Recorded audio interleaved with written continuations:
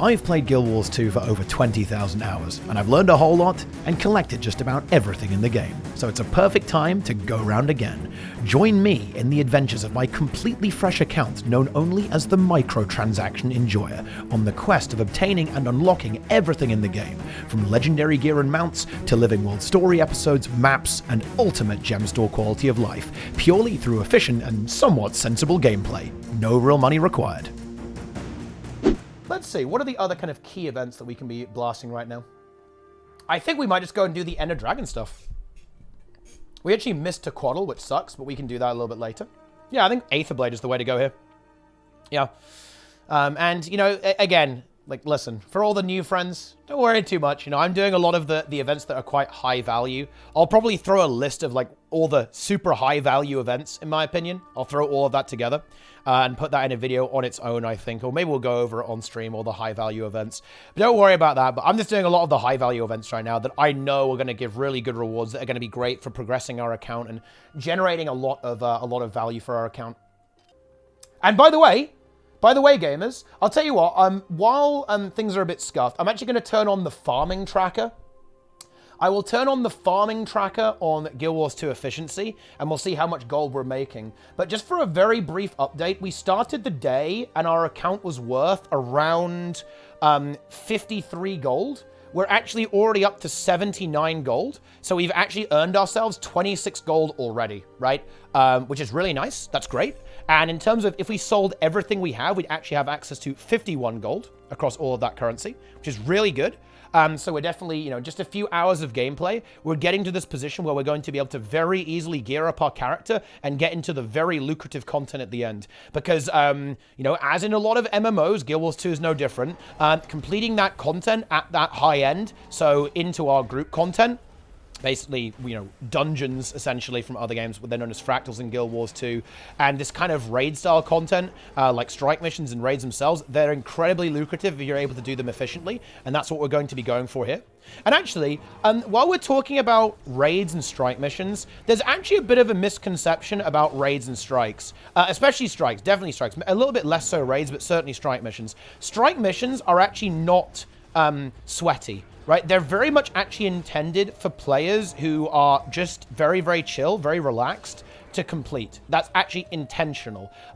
They often don't require optimized builds in the slightest. They're doable with basically 10 random people, or at least a good chunk of them are anyway. Some of them obviously do ramp up in difficulty. That's kind of the point, right? So you have some easier ones and some harder ones. But in general, strike missions are not like only for hardcore players. Strike missions are very much for everyone to enjoy and to have some replayable content and great rewards at the end game.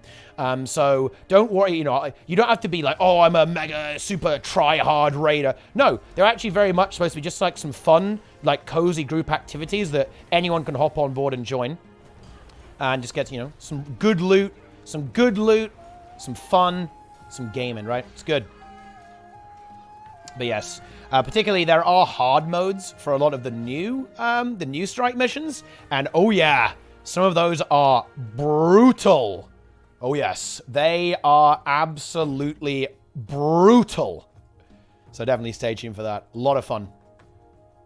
And we, you know, in this series, I am actually going to go through that entire process. We're going to play strike missions. We're going to play some raids. We'll play some fractals, maybe even some dungeons, all that kind of stuff. And we will then proceed eventually into challenge modes. You know, obviously, I'm a very experienced player. I can play the challenge modes, no problem. I'm not going to take the piss and do that early. I think that would be a little bit silly. Oh yeah, you know, I've just hit level 80. Let's go do the hardest content in the game. Yeah, that's not exactly a super representative, you know, experience of what, you know, what a relatively new player might have. So we're definitely not going to do that, but I will get to them. You know, we will get to those things, and I'll try and teach you guys how I would approach getting into strike missions, how I'd approach getting into even harder content like the challenge modes and so on, raids, and I'll show you like the strategies, the ideas that you're going to need to understand and learn if you want to be effective and, you know, be able to get into these groups with ease, because you absolutely can. You can very easily get into this content. I believe in all of you. You know, it can seem a little daunting, but a little bit of know-how, a little bit of thought, you're going to have no problems. While we're here, I guess I should say, if there are any new friends in the chat, any new gamers, you're more than welcome to just go ahead and ask questions. I will answer your questions. I know many things about Guild Wars 2. Many, many things. And you could know many things as well when I tell you those things. You have any questions? Anything at all? Any game mode? I will do my best to answer you. Yeah. Are Dragon results worth doing for order? Weirdly enough, actually, yes. If you can do them efficiently, they're pretty good. So if you just do like the daily ones and you have a good strategy, you're using stuff like super speed or even stealth, and you have like boon strip to deal with the challenge modes, yeah, they actually are worth doing. If you could, but you have to be efficient, right? Like if you aren't efficient, they end up not being that good. But if you are relatively efficient, they are actually decent, yeah. Why are you only mastery level 3? Because I'm not actually really prioritizing masteries. I actually don't think masteries are super important for us right now. I haven't actually played through the EOD story, right? So, you know, I'm a little bit memed in that regard, actually. But yeah, you know, like it's not actually a big priority for me, to be honest with you. Fastest route for hero points. Joining a hero point train being run by the community. You can probably get all of your hero points done in like an hour if you join a community run one. You can just look in the... Let's see if there are any up right now. If you go here into the LFG, you'll typically see them in Heart of Thorns, actually, a lot of the time. Looks like there aren't really... I think they're actually a lot less popular now because it's so easy to get hero points from End of Dragons and Path of Fire that hero point trains aren't quite as popular anymore. But yeah, you'll often see them in the Heart of Thorns LFG, and you can probably get everything done in like an hour. That's a very, very efficient way of doing it. I'm going back to End of Dragons. Is it worth buying the Dragon Ultimate Collection? So... if you think you're going to spend money on the game, then the answer is yes. Basically, when you buy the Ultimate, you're getting 4,000 gems, which is like the cash shop currency, at a discounted price. So if you think, oh, I could see myself spending some money on this game, maybe buying a few cosmetics and quality of life items, then yes, buy the Ultimate. Otherwise, I would just buy the Standard. I'm not a huge fan of the Digital Deluxe. It just has some kind of like relatively junk cosmetics in that are not... they don't really do anything, right? Like, you know, they're a bit, whatever. Right, you can if you want, obviously, but I'd recommend going with either the Ultimate or the Standard, and just going in that direction again. If you're going to spend money, buy the Ultimate. If you don't think you are, you want to go very, very, like, low money spend or zero money spend, just buy the Standard. It's boss time. Let's see if we can get the Leviathan going afterwards, too, actually. Because I want the fish. I want the big fish. Because this map, actually, and I guess technically the next map too, actually has technically 2 events on it. We have this event that we're about to do now. And we also have fighting a giant fish, essentially. And we can also get ourselves another little bit of cheeky gold from doing that. Ow. Very nice. Ow. That was quite painful. Fortunately, we're in a giant squall. We're going to get healed up no problem. Yeah, the fight is... it's definitely a very noisy fight. There's a lot going on here. It's very explosive with all the things going on. It's very messy. A lot of stuff going on. Not the best use of Purging Flames, there, to be honest. My frame rate is compromised, okay? And this is why you might go like, Teapot, why have you got your character model limit? Why can you not see any of the other players? Well, because if you want the game to actually be playable, trust me, you don't want to put this on highest, right? Then your FPS... it's not going to be good, and also, that's what the game looks like when you're viewing every single player. It's not the best, right, as you can see there, right? Like, it's not ideal. Gets a little messy from the visual perspective. Holy shit. Crazy. We did it. Very nice. Loot the chests, and bam. They reduced the chest spam a little bit in End of Dragons. So the small mercies, right? Get the ambergris, and look at that. Well, that's really annoying, actually. 2 gold. Boom. There we go. And we get some fish as well. Oh, and we actually high rolled as well. Dude, we are lucky today. It's 20 silver per fish piece. Okay, let's see if the Leviathan's up. How do you figure out a rotation for the character? I would look at the abilities that the, you know, I basically make a priority. So I'd go, okay, what are my best skills that do the most damage or apply boons that I want to apply? And I'd look up all the... well, I wouldn't look them up. I'd just read them, read the skills. And I'd try to figure out which ones I want to use the most. And then go from there. And that will get you probably 85% of the way to where you need to be. That won't be perfect, because sometimes there are some really kind of subtle nuances and some really weird things that happen that can alter the way you might actually want to use your abilities. But broadly speaking, that is a really good way about how to think about playing your character. It's just go, what are my best skills? I'm going to use them as often as possible. I'm going to spam them as hard as I can. That's a really good approach. Leviathan. I'm going to signal it to... Let's speak on the map. Leviathan! Let's go! The fish is enabled. Now, I'm actually a little bit helpless on this event because you need to use the skiffs, the Master from Ender Dragons, to fire the bombs to actually remove this thick skin away from this adolescent Leviathan. That's how you get some proper abilities on it. Proper abilities are activating. Let's go. Let's take out this fish. It's fish time. If you don't want to play Firebrand for 0 to hero, what other class would be good to do it? I think Engineer would be an excellent choice. I would say Necromancer would be an excellent choice. I would say Mesmer is actually really good now, like with Virtuoso. Thief, you could play with Spectre. I know this is going to actually... Oh, yeah, Rev. Rev is huge, actually. Rev might be third best, actually, after Engie. I'd say, like, Guardian, Rev, and Engie are insane, actually. They are really good. You definitely want to be blasting that. Spectre is really good, I think. Necro is really good with Scourge, obviously. Renegade, I would actually go Herald, to be honest. I would do Herald in the current situation here. Herald is the way to go. Because Herald is good. Herald is pretty damn good. Especially with that quickness build. That quickness build is really nice. Oh, there we are. Okay, good. Can we actually hit him? Are we hitting? We're actually not hitting. Hang on. Need to go a bit further forwards, I think. Wallop him. Oh. Oh. Something is happening. I can get in the boat. I can't hit him. Feels bad. Did they fix it? Maybe I'm just incompetent. I'm probably just incompetent. Oh, yeah. Feels good. Feels very good. I've been eaten by the fish. Let's go. Let's destroy the inside of the fish. Go, go, go, go, go, go, go, go, go, go, go, go, go. This is honestly a weird mechanic. I'm not gonna lie. I actually am not entirely sure how this stuff works. I'm not really sure what you're supposed to do here. Or if you just kind of like give yourself to the fish and just get eaten by the fish. It's a very weird mechanic. But I think if you break all these attack spots, you can basically become, you can kind of like break out. But yeah, can we actually escape? I think you just get eaten if you go here though, right? Like the fish just eats me. Yeah, now I'm just dead. Unlucky.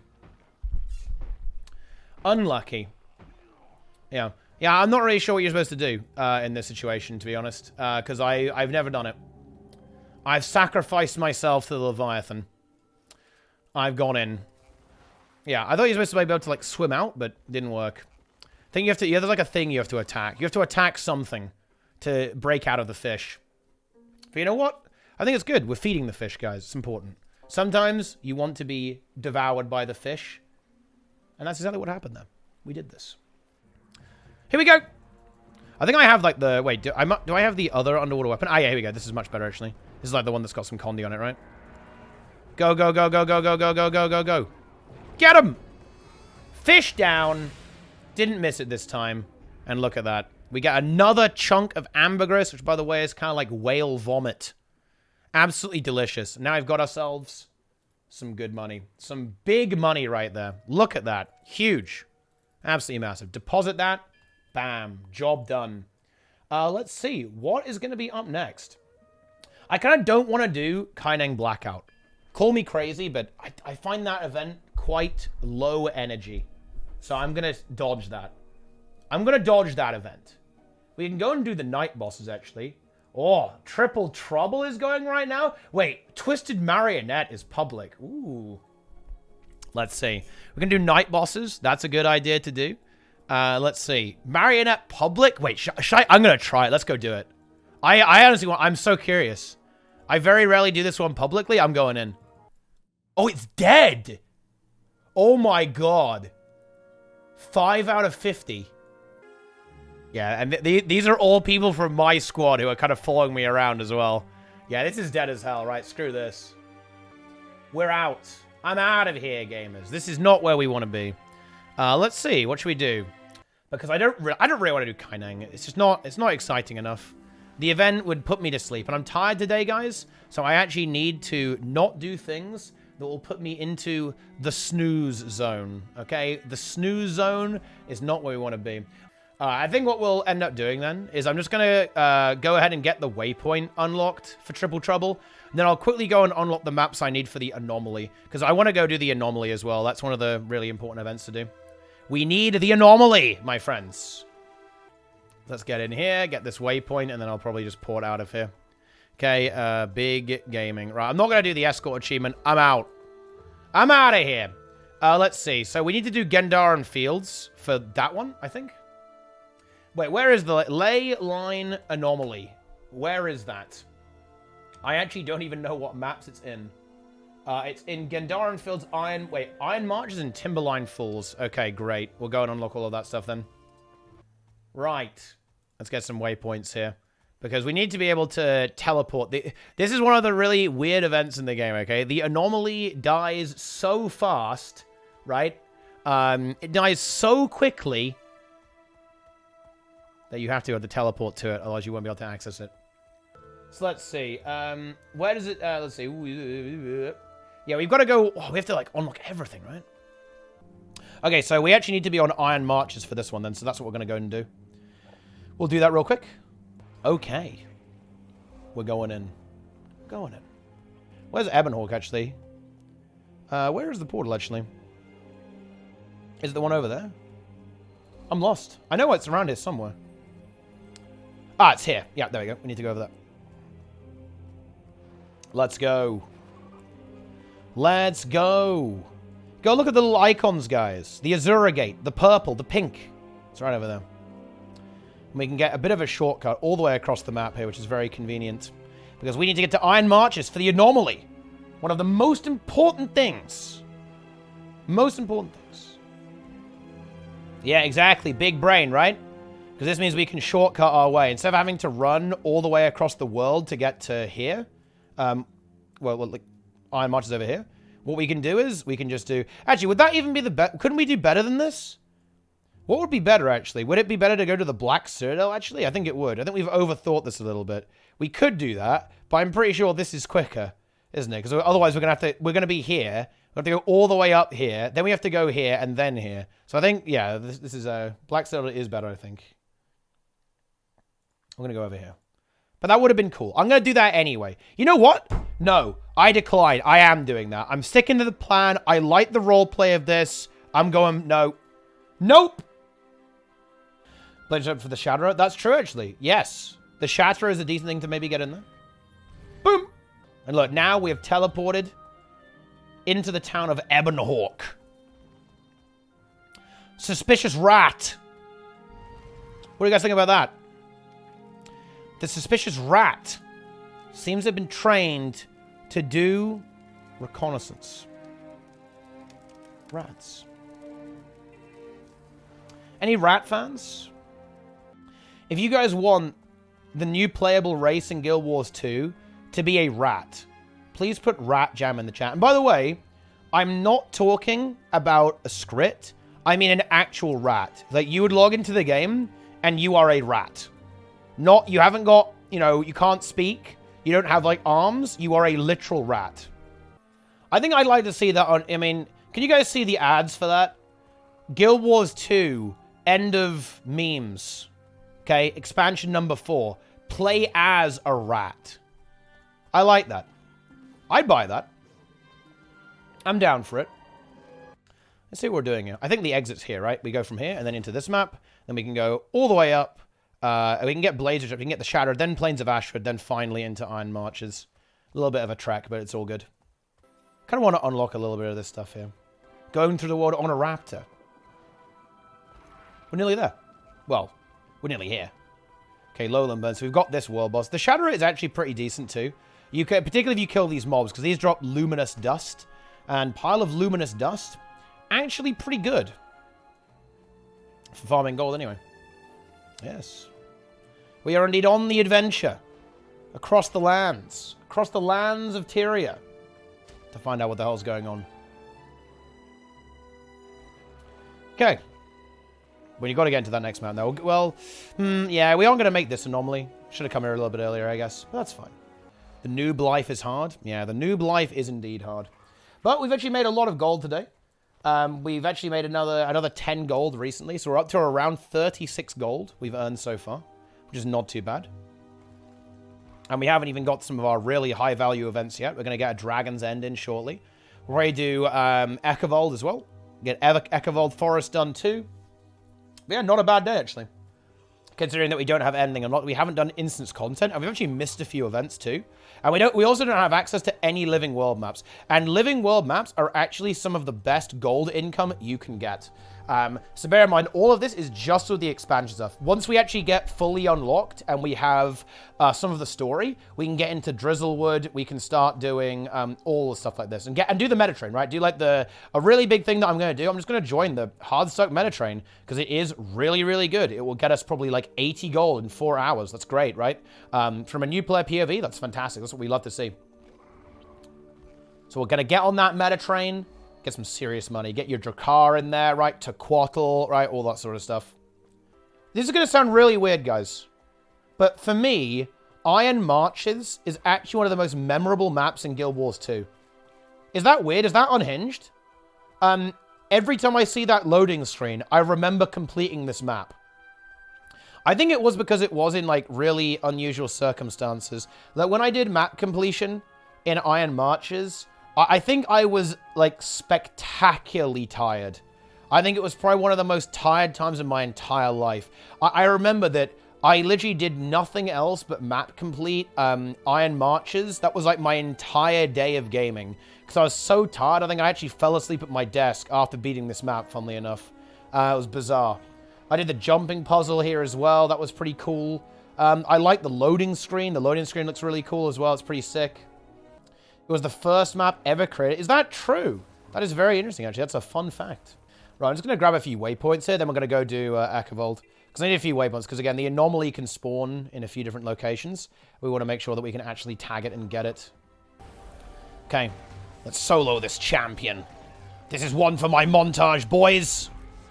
I'm actually going to get another taunt off here to actually get the Defiance bar. Combined with the axe pull, that should do it. There we go. Let's get him. I feel like my damage is really putrid. I think scaling is really weird though, right? With Condi. Don't want to get hit by those little attacks. And the interesting thing about the way Guild Wars 2 works is, as you can see here, we can actually just go ahead and almost like not even really worry about being hit by him, right? We can just like use our keyboard, and we should be able to avoid almost all of his attacks just by doing that. Don't even have to really dodge. Get another CC and we're good. I've tasted greatness. It's breaking my bones. It's making me stronger, harder. Hit me harder, you weakling. Wow. Oh my god. This guy's very, very kinky. Goodness me. We get one more defense bar. The immobilize should be enough there, I think. And then we go get the job done. Got him. Champion down. Let's go. I just need a few more waypoints and we're going to go ahead and do the next meta event in our epic adventure, which is going to be... Oh, it's actually going to be the gang war, which is right now. So I'll just go ahead and grab a few more waypoints here. Then we're just going to warp in. We're going to warp in.